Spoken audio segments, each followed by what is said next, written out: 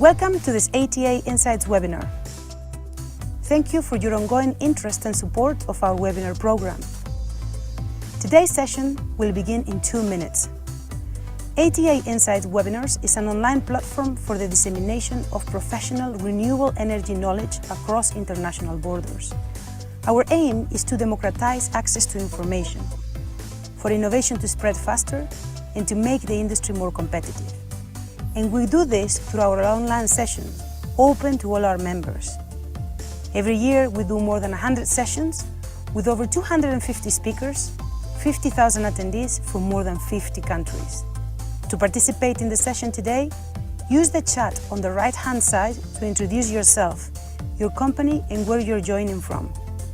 Under the screen, you will find the Q&A box, where you can send your questions for the speakers. We will get to as many as we can today. We're recording this session, and we will send you a link to the materials in a few days. Please consider supporting our content creation for the webinar program. Contact us on the email on screen.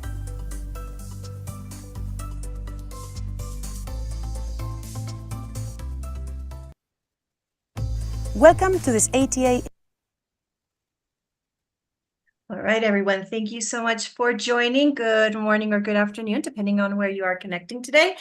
My name is Christina Galan, and I belong to the team of ATA Insights. I will be the moderator of this session today.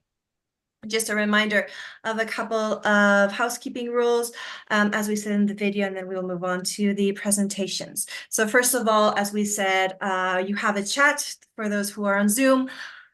Feel free to introduce yourselves. Let us know where you're from, your background, and why you're interested in natural hydrogen. You also have a specific Q&A box right below.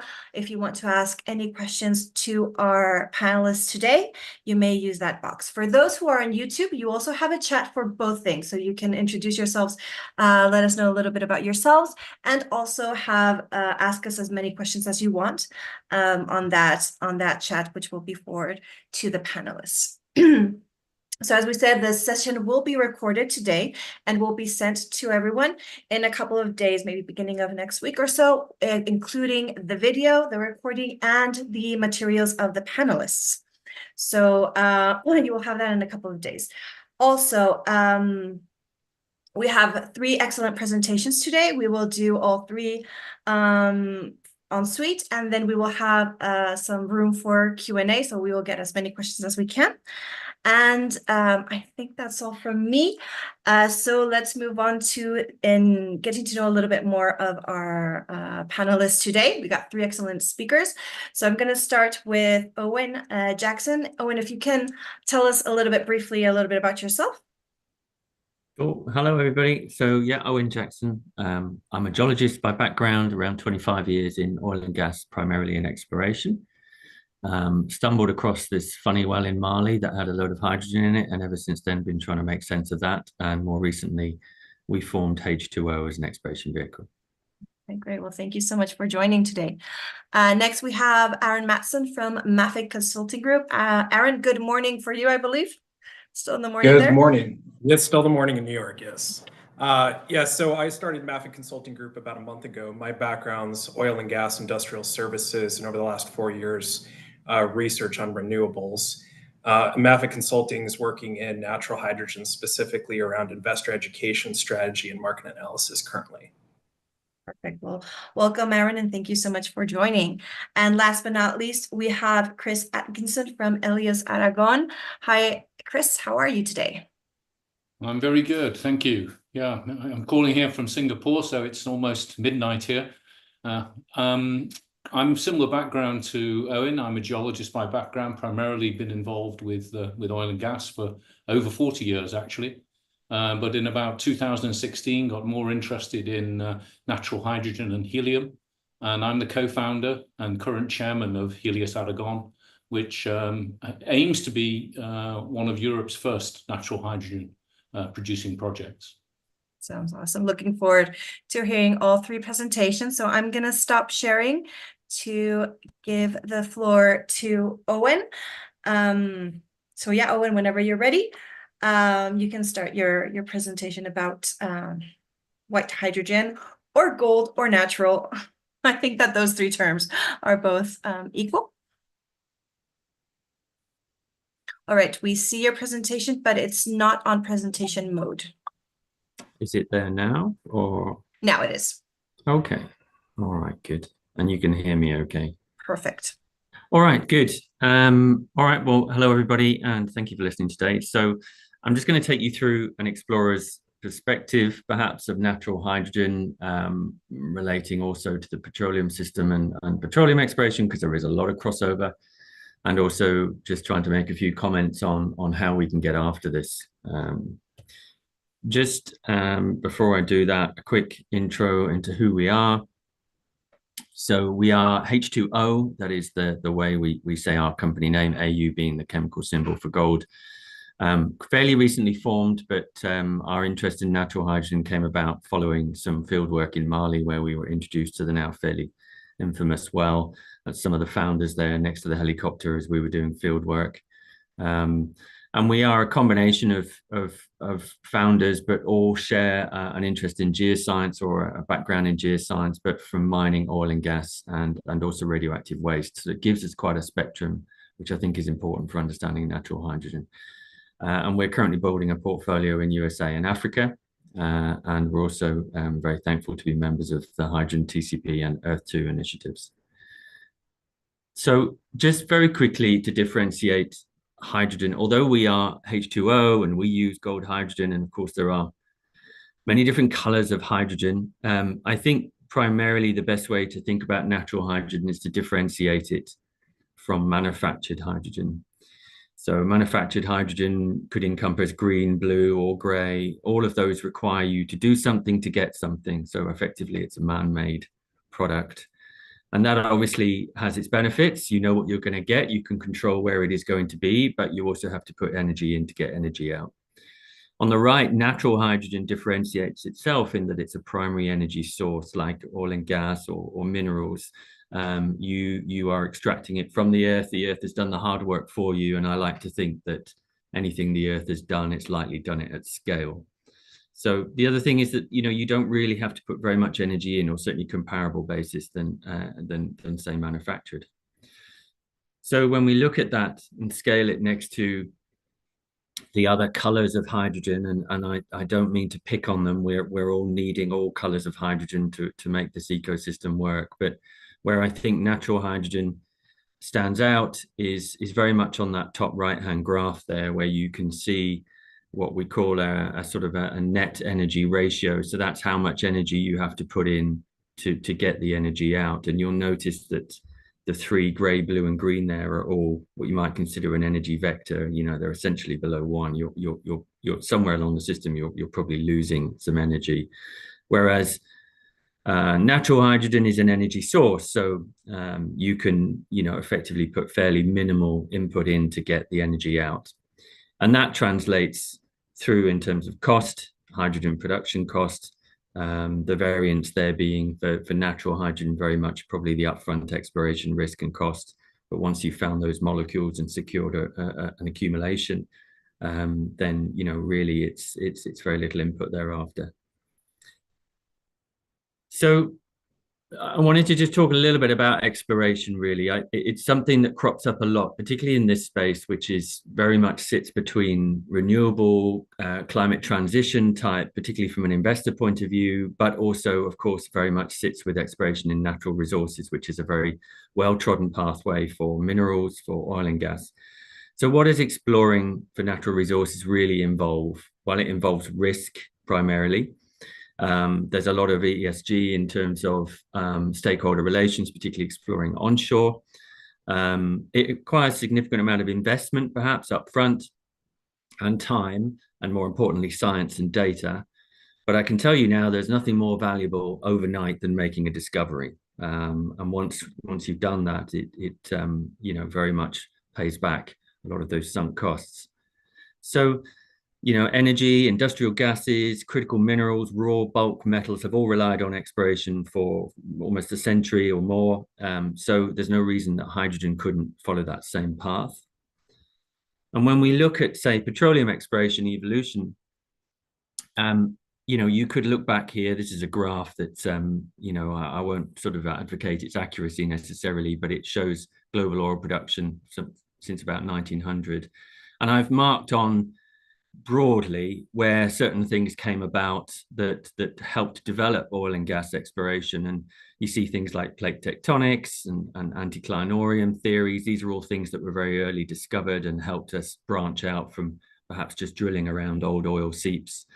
But I think probably one of the most important one was the application of the petroleum system and understanding the genetic link between hydrocarbon occurrences and then starting to put hydrocarbon plays together. That really allowed us to start moving into areas where we might not have had existing hydrocarbon occurrences, but we could put the right geology together. Our view is that hydrogen exploration can start here, and you could really shortcut a certain amount, you know, huge amount of effort. There basically would be no production without exploration. The resource demand drives that exploration, and funding facilitates the exploration. But ultimately, it's imagination that creates the exploration. So if we look at the petroleum system, I'm afraid this is very much Geology 101. So apologies for those of you who know this very, very well. But essentially, you really need three main components: a source, migration, and a trap. And we've relied on this and come to understand this and develop you know, huge amounts of techniques and technologies to effectively image and search for this underground. But identifying the source and its genetic link to the trapped resources is how we've really expanded and developed the resources that we have today. So if we look at the hydrogen system, it's actually not that dissimilar. Now, there are many debates, there are many ways in which hydrogen can form, but typically you will be looking for your hydrogen formation in the basement. That's the pink bit on this diagram versus the sedimentary basin here in a sort of yellowy color. And that is already one of the key differentiators from, say, the petroleum system. So where the petroleum system, the source is part of the basin, it shares the same history as the basin, thermal history, tectonics. Whereas here we need to first of all look at the basement history, which can be looking way back into the Archean, billions of years old, but then also looking to co-locate that with what we would call the retentive subsystem, where the hydrogen can be trapped in a sedimentary basin. And once that hydrogen molecule's out, much like a helium molecule or a methane molecule or any other gas that's generated in the subsurface, typically migrates under buoyant flow and then gets trapped under impermeable sediments. One of the key differences for hydrogen generation is you need to add water. Water is what brings the hydrogen to the party in almost all cases. So we need to bring in an extra element to our hydrogen system. So looking at where activity around the world, I started to put this map together, and many explorers do the same thing, and I'm running out of space. Australia was one of the first, certainly states in the world to do a dedicated natural hydrogen licensing round, and it was oversubscribed. France, one of the first countries in the world to actually just amend its minerals law fairly simply after some lobby work to include natural hydrogen, and is now handing out natural hydrogen licenses. Morocco has also signed MOUs for natural hydrogen, and in the USA we're seeing quite a lot of active exploration onshore USA. Elsewhere, there's lots of examples and study work going on. Some good examples of hydrogen really starting to come out. More importantly, some recent ones in Albania where we're seeing free hydrogen gas, and that is important because free hydrogen gas is typically going to be much more volumetric than hydrogen dissolved in water. So licenses have now been awarded, discoveries have been made, and I think the next step truly is commercial production, and I feel we're not far away from that. And who's in the space? Well, again, much like oil and gas, even today, let alone the early days, there's a lot of independents, small independents who have the ability to get after plays and forge new areas. Ourselves, but there's many others. And in fact, there's many others that could go into that box now. We are seeing, or I am seeing, some movement from majors, and particularly NOCs who have a mandate from their governments to look at the hydrogen resources in their country. And in the regulatory and finance space, not only are we seeing some of the more traditional exploration capital funding, But we're also seeing dedicated hydrogen funds. Natural Hydrogen Ventures is a fund out of Denmark. Breakthrough Energy, of course, is fairly publicly announced to be funding Coloma. And we see others such as the BPI Bank who've awarded grants, including to ourselves. And in the media, there's some fairly big news articles, certainly beginning of this year, late last year, and they've all really touched on similar points that this could be extremely game-changing. And it's now up to the explorers to get out there and prove if this really is a thing or not and how it's going to be manifested. And on that point, I think what I like to stress is we don't really have to reinvent the wheel here. The geology is very different in some cases, and particularly the source. There's a lot we do not know, but there are many techniques that we can apply which are very well studied and known and don't necessarily require the development of new tech. So we can, I believe, shortcut decades of exploration geoscience, and we can utilize existing data sets, but create new opportunities from them. And I truly believe that there is a big knowledge overlap between mining, oil and gas, and geological storage, because all of those elements come together. Our view is a play approach is best, particularly if you're not in an area where hydrogen shows are prevailing. And as we explore further and further, we will need to rely on that play and system approach. I often get asked if we use AI, if we have any tech. So I asked AI, how is natural hydrogen publicly funded? First of all, I asked it how much funding is available for hydrogen projects globally, and I got an answer of around 500 billion through to 2030. Take that as you will. I asked then how much funding is available for natural hydrogen exploration globally, which I got an answer of 20 million, which is from the ARPA-E grant that was announced late last year, I believe, or early this year. And that in itself is very much focused towards stimulated hydrogen. So I think it's worth just some of the takeaways I'd like to put across is that exploration is not a technology, it's a skill. It employs technology, but it requires expertise and experience. It does not traditionally get funded by public money, although I think in this instance, the argument for natural hydrogen and the compelling reasons behind it are such that governments may want to start thinking more about funding the exploration or facilitating the exploration. But for exploration, what is needed, it is what's needed to answer the next natural hydrogen questions as to whether we can achieve commercial production. Okay, thank you. Perfect. Owain, thank you so much for that introduction and getting a little bit more closer to the different concepts. Moving on, we have Aaron Mattson. Aaron, if you are ready to share your slide.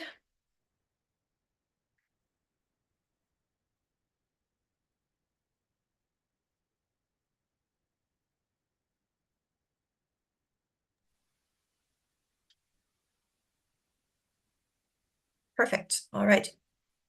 All right. Okay. All right. The floor is yours. Okay. Well, I appreciate the opportunity to present on this. So it was a great presentation from Owain on kind of where natural hydrogen exploration is going and some of the science behind it. What I've been looking at is around the concept of how do we maximize the investment dollars to move exploration forward in a faster way, but also to address some of the risks involved in that. So it's primarily geared towards the investor side, but I think there's some lessons potentially or ideas to consider for exploration companies as well. So why does strategy matter in exploration? Strategy is about making the right decisions at the right time. In exploration, there's a lot of unknowns given the science, the developing science behind natural hydrogen, as well as you're gathering as much information as possible to make an economic decision to move through with production. So getting those decisions right and making them timely is rather important, and there's a lot of strategy involved in that process. Some factors that I've identified that affect decision making for natural hydrogen are startup exploration is risky. You're dealing with startup companies new teams, new R&D, new business models. The impact of poor decisions early on can ripple through the entire process and have significant impacts on the company. There's what I call the Coloma factor, which is Coloma has a head start in exploration. They have a $350 million war chest. Now, if you're exploring in some place like Australia or potentially Europe, it's less of a factor, but a lot of the investment money has been aggregated around one explorer, which means the other explorers are going to need to be creative in gathering investment. And also it could have some impacts too on competition. Around competition, you've got over 40 companies that are claiming to be exploring in various capacities. It seems like every week a new company comes out and announces that they're exploring as well. Well, eventually those explorers are going to start to consolidate around certain geographies or basins, and there's going to be a lot of competition over leases. If you can't secure your exploration leases or licenses, you're going to have a hard time progressing forward towards production. Planning for stage investment. So some companies like Coloma, 2 stages and they're funded up to $350 million. Different companies have different approaches, but a lot of the exploration companies are going through a staged process where the funding is aligned with the exploration phase that they're in. Not having the alignment properly thought out or executed could cause some significant issues of not having the funding when it's needed to progress. There's many unknowns of the science. The science behind natural hydrogen exploration, I won't go down that rabbit hole. If anyone wants to talk to me about it, I'm not a geologist, but I certainly spend a lot of time trying to identify what we know and what we don't know and what the risks of that gap are going to be. But there's going to be a significant amount of R&D that's needed to be done. I like to kind of think of this as exploration and R&D at the same time. Whereas Owain mentioned that there's significant amount of oil and gas knowledge for exploration and production, he's absolutely right. There is still maybe 25% of it that is, call it an unknown, and it's not something we won't know as more test wells are drilled and more exploration's done and more research from the academic arena comes out. The holes will be filled in, but with those unknowns comes risk. And then there's the value chain. Where it's found will determine end uses and market. Having a very, very thorough understanding of how that hydrogen is going to be utilized within the value chain and having those relationships and understanding the geographical impact of where you're exploring is also going to have some significant impacts on the value of what you produce. So this is probably familiar to people who work in BC. It's the Death Valley or the Valley of Death curve. I think there's a lot of significance for startup companies that are exploring right now, and this curve. It's a cash flow tied in with funding stages. You'll start off with your pre-seed funding. Think of it as hiring your geology team to start to prospect. And then you might get additional funding. So there's your seed funding to go after some lease acquisitions when you've identified a potential basin or prospect for exploration.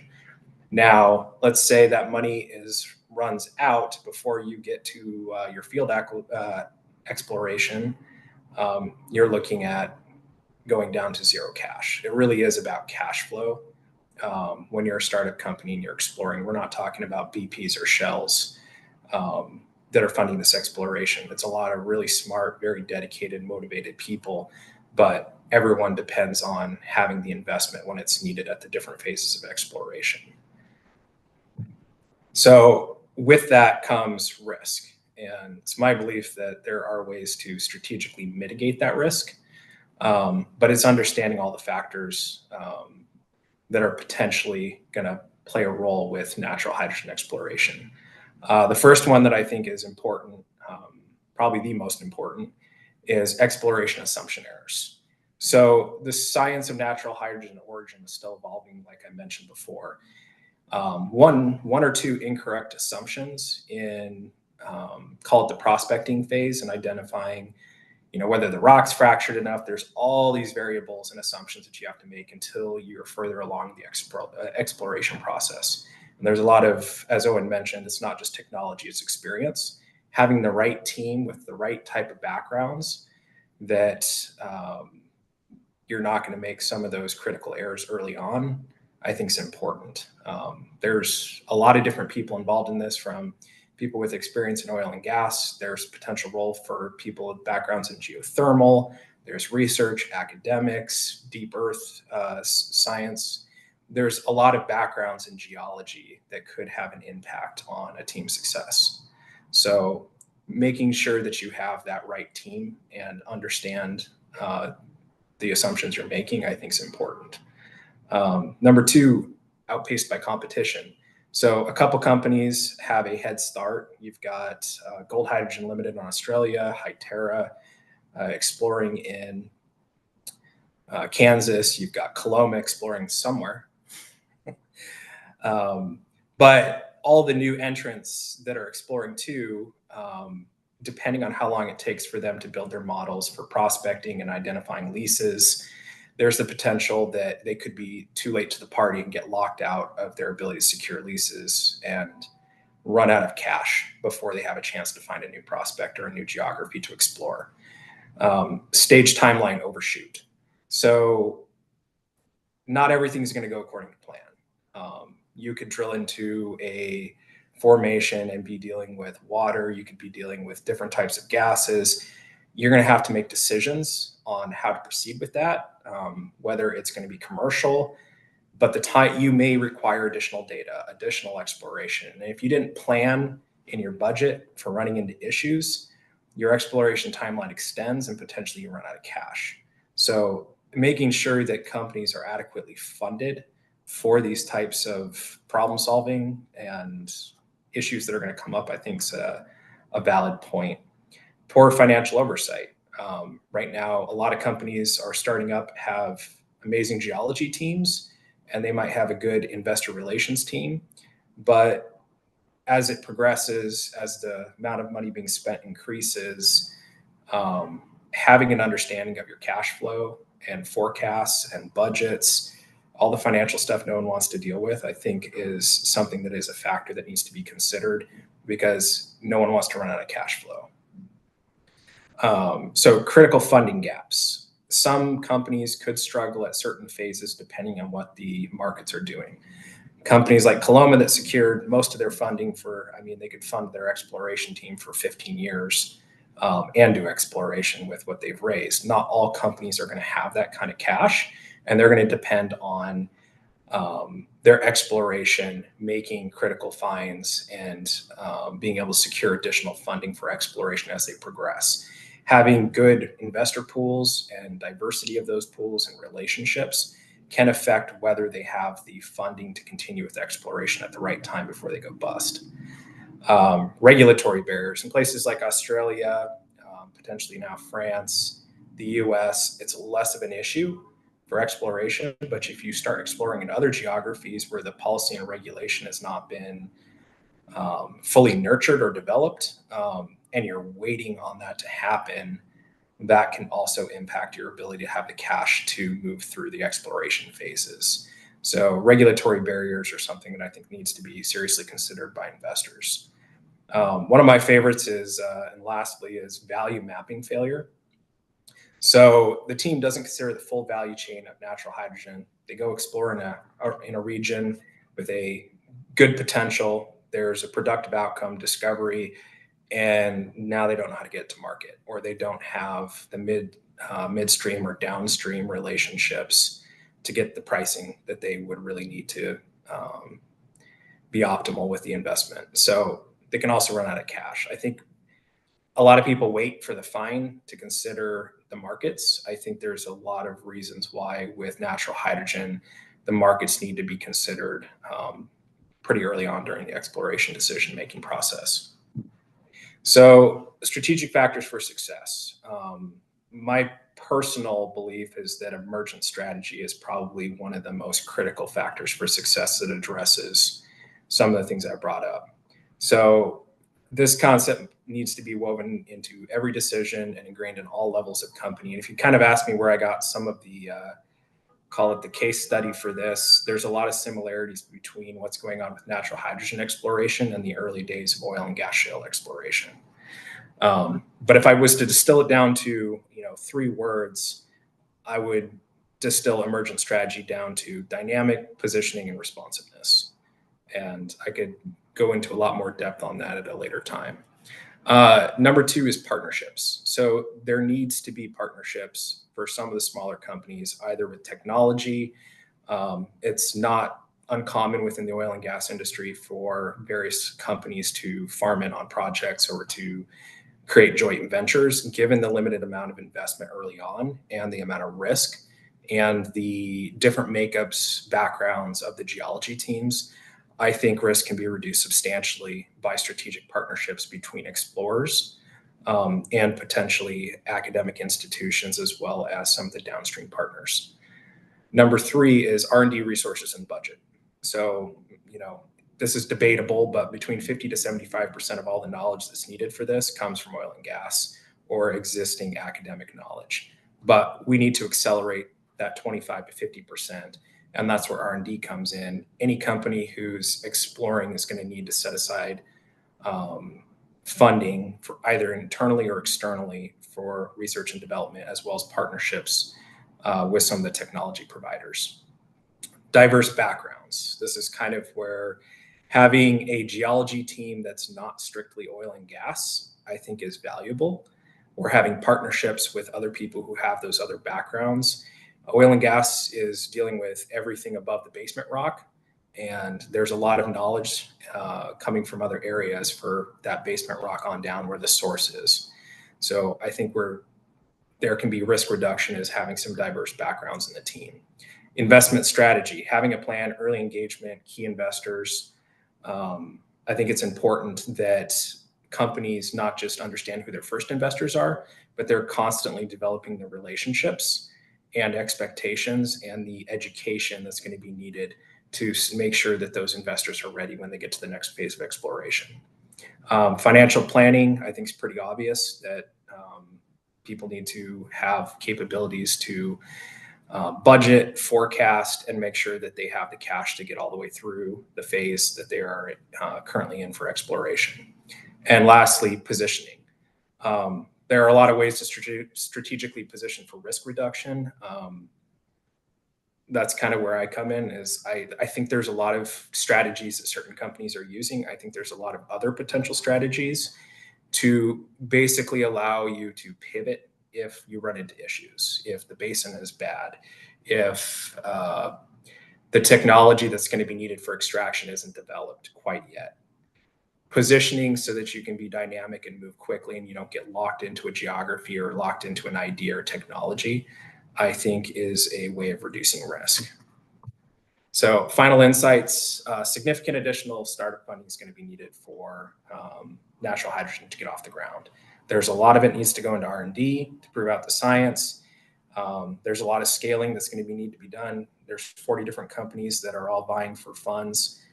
My estimate is that somewhere in the ballpark of 0.4 to $500 million is going to be needed for investment in natural hydrogen exploration the next calendar year. Tech startup mentality, I think, is important. I think it's good that there's a lot of startups that are going into this versus established companies. There's a level of dynamic thinking and the ability to pivot quickly that I think has a lot of strategic value. They're adaptive, collaborative, responsive, partnership planning, positioning, teams, culture, all are critical to survival and all are pretty common within a tech startup. So explore and develop. This is something that it's a concept where you're exploring and developing the technology and science as you go.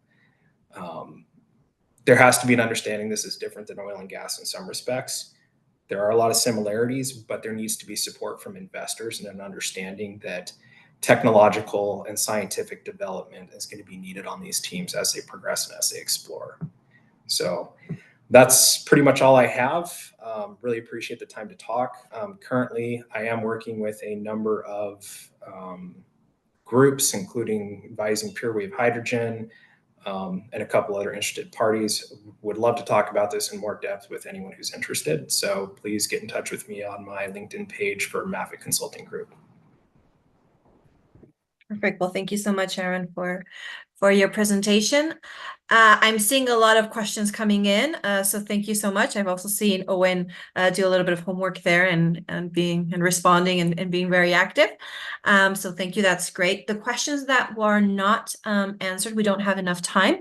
We will be sending them to the panelists in case they can have time to answer the ones that are pending.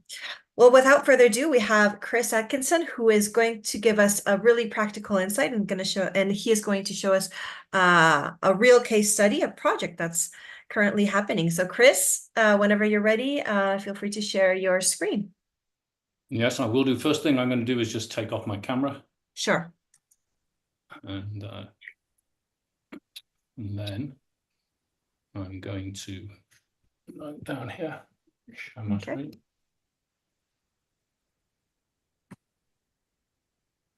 I'll let you know when we can see it.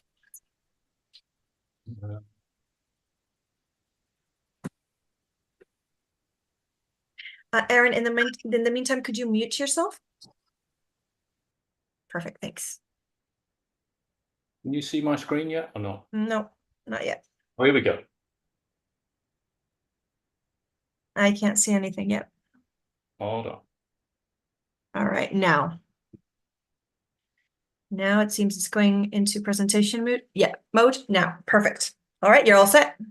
Okay, thank you. Thanks very much for the first two presentations. I think Owain set the scene in terms of what natural hydrogen really is. And Aaron has given us a good overview of the risks and also the difficulties right now with potentially financing projects of this type. I want to talk about our project in Spain and what we consider to be Europe's first natural hydrogen project located in Aragon. The vision of the company is to try and deliver Europe's first natural hydrogen project. And you can see here that we believe that we can produce natural hydrogen at less than €1 per kilogram. We think we can do it with greenhouse gas emissions of around about 30 grams per CO2 per kilowatt hour. The infrastructure that's required would be huge if this project is successful, and this builds upon what Aaron has just said, 800 million euros. And of course, if it was successful, it would bring a lot of job creation into the region. The significance of the project has been amplified by the government of Aragon, the regional government in that part of Spain, which declared the project a project of regional significance in 2023.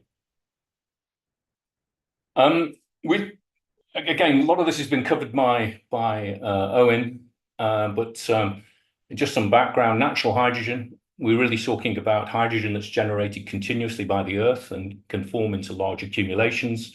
Recent forecasts by the US Geological Society has provided that we could have enough hydrogen stored in the Earth for hundreds of years of human use.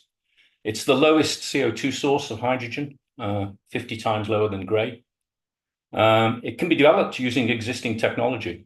A lot of this technology is coming from oil and gas, and especially the gas industry, and also from the geothermal industry. And as I mentioned, the break-even cost could be less than €1 per kilogram, which compares to current costs for green hydrogen of around about 4 to 10 euros per kilogram. It's produced 24/7, doesn't really require storage because it's already in the ground and is stored, and therefore no intermittency, utilizes 100% of capacity. And from our analysis, it's the lowest footprint of any source of hydrogen. And to our calculations, one well would provide the energy equivalent of roughly 150 wind turbines. And importantly, there's no water required, unlike hydrolysis in the creation of green hydrogen. The project itself is located in the province of Aragon. You can see the map in the bottom corner. It's in the northeastern part of Spain. And it really relies upon the simplicity of going back and looking at a well that was drilled in the early 1960s, which was drilled in the region looking for hydrocarbon. And none were found in the well. But at around about 3,500 meters in this well, a gas-bearing formation was intersected. And from the results of mud gas analysis conducted at that time, it was determined to be 100% hydrogen. Now, back in 1960s, a hydrogen well was pretty much a dry hole in the oil and gas sense. Nothing really happened.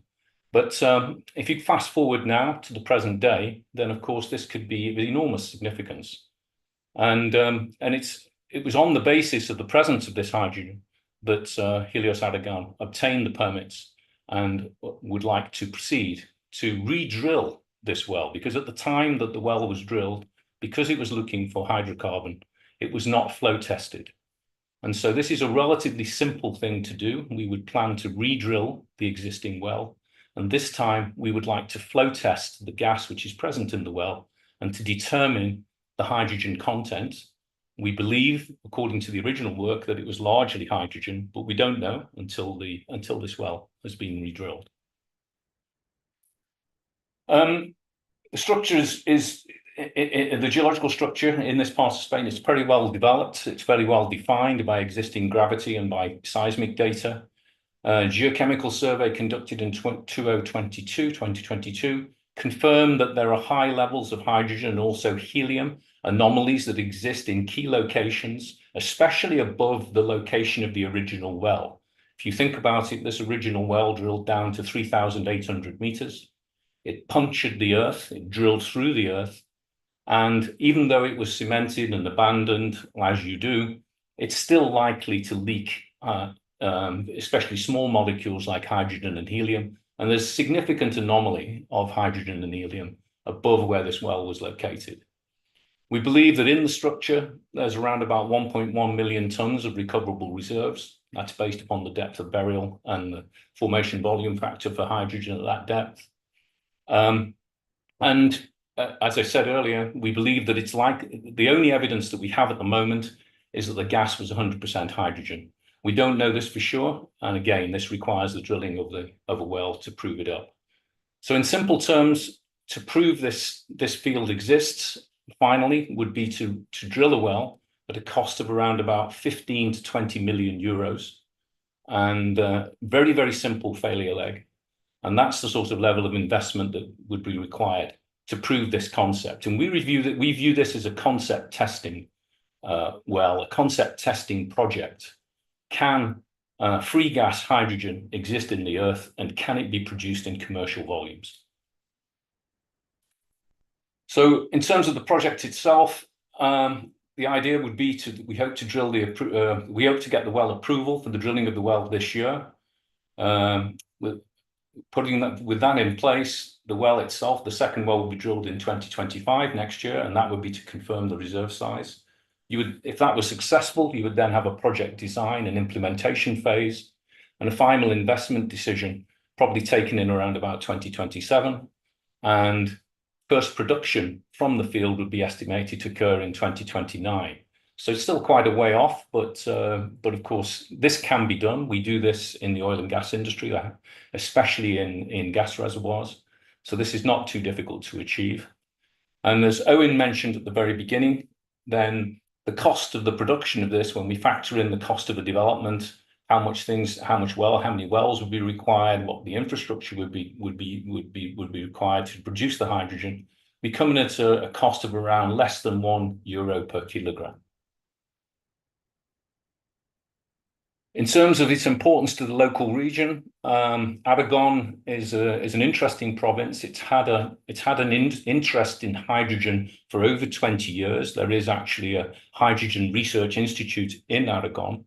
They're primarily looking at green hydrogen, especially from electrolysis using both wind and solar. And they have, or in advanced, shall we say, stages of forming what's called a hydrogen valley. These are areas in Europe where hydrogen will be produced, especially green hydrogen, and that green hydrogen will then be exported to other parts of Spain and across into Europe. And what we think is that the presence of natural hydrogen in Monzón could help to kick-start this project. It's going to be a long while yet before the green hydrogen revolution really does take hold. If we can move this project forward, we can start to develop users of hydrogen in the region. And And also there can be quite a lot of overlap then to the proposed and currently existing green hydrogen projects which exist in the area. In addition to hydrogen, it's our belief that we're likely to have helium as the secondary gas. And as we know, it's a different subject than we talk about here, but the presence of helium is enormously important. It's enormously important from a commercial point of view, given the value of the gas, and given the fact that the gas has enormous applications in the technology industry, especially from its point of view as a cooling agent. We see 4 phases of commercialization, and right from project inception through feasibility through development. And as I've said yesterday, and as I've told you, estimated current first production would be in 2029. We're right now in the second stage in the feasibility. We'd like to proceed to drill the appraisal well and to confirm the reserve size. The development is going to require that we have natural hydrogen legislation in place. It's already been remarked. This exists in countries like Australia. It exists in France. It's almost there in Spain. It's not there quite yet. We're working with the government on how this would actually work, but it is critically important, even to make the first investment decision on the appraisal well, that we need to understand what the legislation and fiscal regime would be for the production of any natural hydrogen. The advantage of the project also, given that there is a large amount of green hydrogen interest in the Aragón area, is that if the gas exists in the subsurface and we produce it, we also have a ready reservoir that can be used to store any green hydrogen that is produced on the surface. So in other words, this project isn't simply an extraction project of the gas that's already there, but it could be utilized later as a storage site for the generation and the production of green hydrogen in that part of Spain. And so it has longevity. It's not just a 5 or 10 year extraction project. It could last for a long, long time. And given the amount of money and investment that would be required in the extraction, this, of course, would be very, very useful into the future. I think I'll stop there. I think I've covered most of the high points. As I said, we aim to be Europe's first natural hydrogen project. We're ready to go. We have investment in place. We're still working some of the legislation hurdles, but watch this space. We hope to at least drill the well and at least understand and confirm the concept that there is deep natural hydrogen present in this part of Spain. Thank you. Thank you so much, Chris, for that presentation, and we'll keep a close eye on the projects and see how it develops. All right, well, thank you for those presentations, and now we can move on to Q&A. I'm going to start with one that, Owain, you have indicated that you wanted to respond. 1 second, because I have it here and it just moved. It was about wells. Let me give you here. So the question is, how many dry wells already drilled for gas, helium? Exactly. Yeah, it just keeps moving. Thanks. Okay, right. I'm Mark. No, I just thought it might be easier to answer this one live because otherwise you could write a thesis on this. Sure. I think the simple answer is that there's probably many dry wells or even productive wells to a degree in the past that have got some element of hydrogen gone unnoticed. We've even spoken to people who are storing subsurface gases, and they simply just measure flammable gas in and flammable gas out. And we also quite often come across mining data where they only discuss flammable gas, and when they actually analyze it, it's a mixture of helium, hydrogen, and methane. So I think, detection of hydrogen is certainly in its infancy now, and certainly has never really been a stock part of any oil and gas analysis suite. And you'll often hear, and is the case, that actually hydrogen has been used as a carrier gas in the past for bringing other gases to surface. So you can't often trust the results even in a historical oil and gas well. So the answers are we probably have missed it. But also the generative places for hydrogen, the locations we might go exploring for hydrogen, we probably want to be trying to get away from the petroleum systems and basins where you might get your hydrogen diluted or even encapsulated within. So even though you may have wells that have missed hydrogen, the chances are that your main hydrogen plays are probably away from your main petroleum plays. Okay, perfect. Thank you.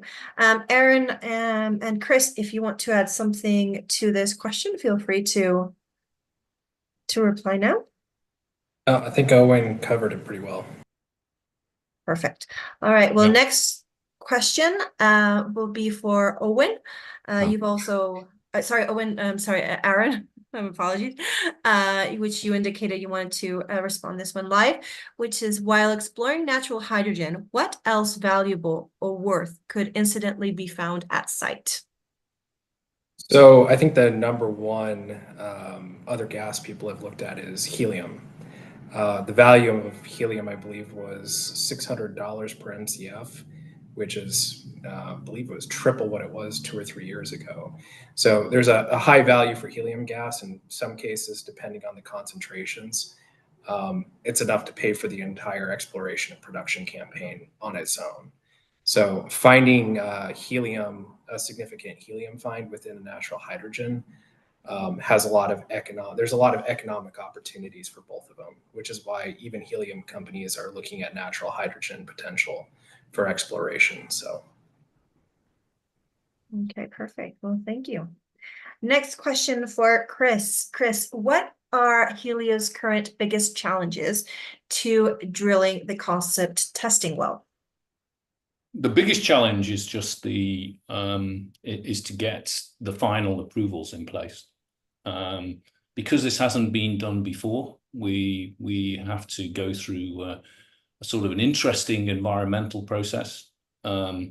It is rather strange because, of course, this has been done before. We do this routinely for drilling of gas wells, but because we're talking about hydrogen being a potential gas that's recovered, there's some degree of, should we say, not reluctance, but people want to know a lot more about, potentially what could go wrong.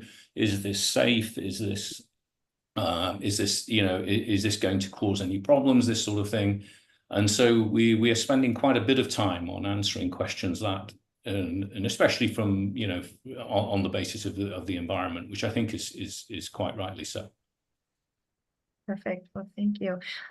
Next question for Aaron. Are there any large traditional oil and gas drillers pursuing natural hydrogen? If not, why? So initially, that's been a question that's come up quite a bit. There are, I call this major energy companies that are researching it. Shell is researching it. They've put, I believe actually they just hired some geologist for looking into that. Companies like Shell, BP, Chevron have donated funds for academic research to the Colorado School of Mines. From what I'm hearing, it's being followed very closely. There's some internal research going on.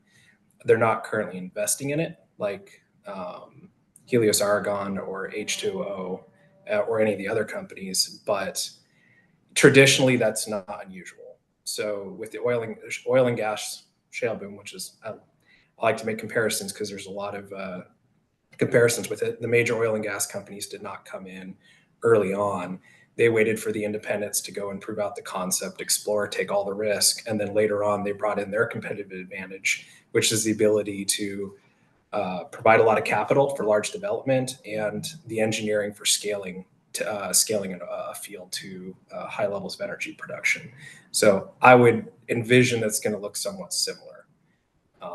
Consolidation later on by major oil and gas or energy companies, and they'll contribute to the research. The question remains, are they going to be willing to contribute to some of the funding in the short term? Okay, perfect. Thank you. Next question from one of our attendees. Is there an estimation on global natural hydrogen reserves? I read somewhere that it was around 5 million tons. I'm not sure if this is correct, but is there a way to estimate how many reserves there are worldwide? There is a way where how accurate it would be, obviously, like anything, even estimating in oil and gas. Typically, these things tend to be done, by government institutions, state institutions, when they look at their own, borders. The USGS, for example, Jeff Ellis has been pioneering this and doing a lot of work trying to map out potential in the US, and I know other countries are following suit and doing their own work into this. But there are no estimates, and certainly I wouldn't take any store in any estimates that are out there at the moment. The potential is huge. How much can actually be captured and commercially produced, of course, will always be a subset of that number.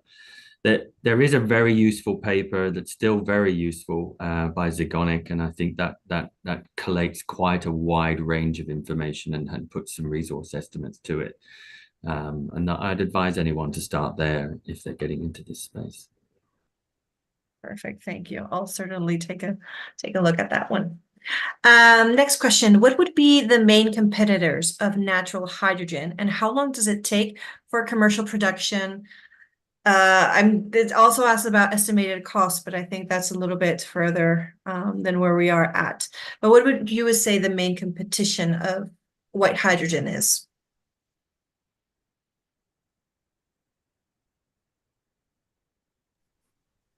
I'll jump in on that one.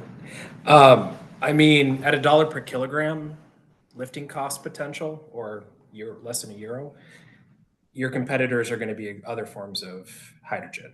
So it would be competing with blue, turquoise, green potentially. But when you talk about competition, a lot of the price for hydrogen comes down to transportation and end use. So depending on where the market is, there's still potential for green hydrogen. One of the models that I've looked at is if you have overcapacity with your renewable generation, why not create green hydrogen? Because it's wasted energy otherwise. So there's models where green hydrogen has value depending on supply chains. Also, depending on scale, there are areas where green hydrogen makes sense.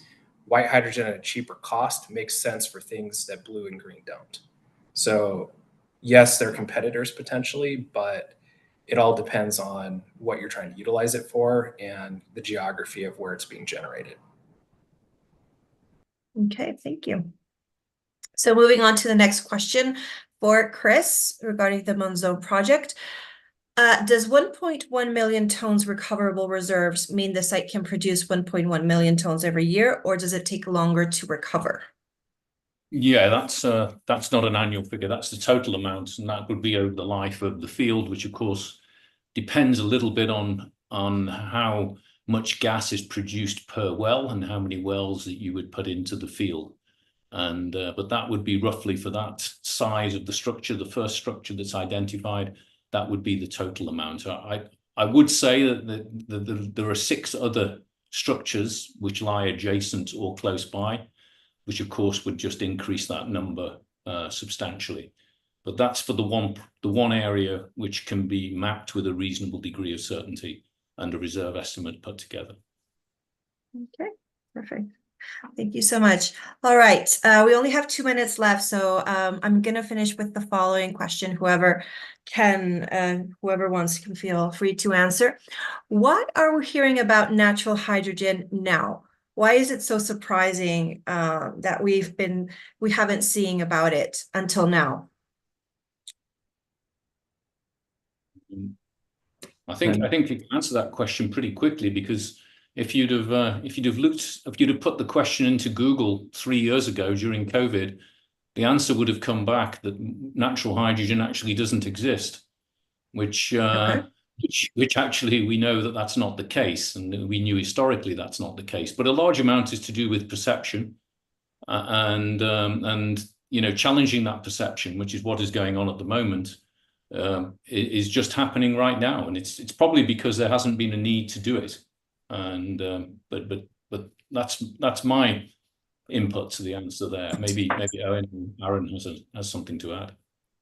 No, I think demand drives exploration, and there's a demand for hydrogen. There's a demand for low-cost hydrogen, importantly. But I also think if you look at helium exploration of late, pure play helium explorers, it just goes to show if you go looking for something, what you can find. You know, previously less than 1% helium was super exciting. Now you're hearing people announce in the teens. You know, so I think it goes to show if you go looking for something, if the demand is there, you'd be surprising what you can find. Okay.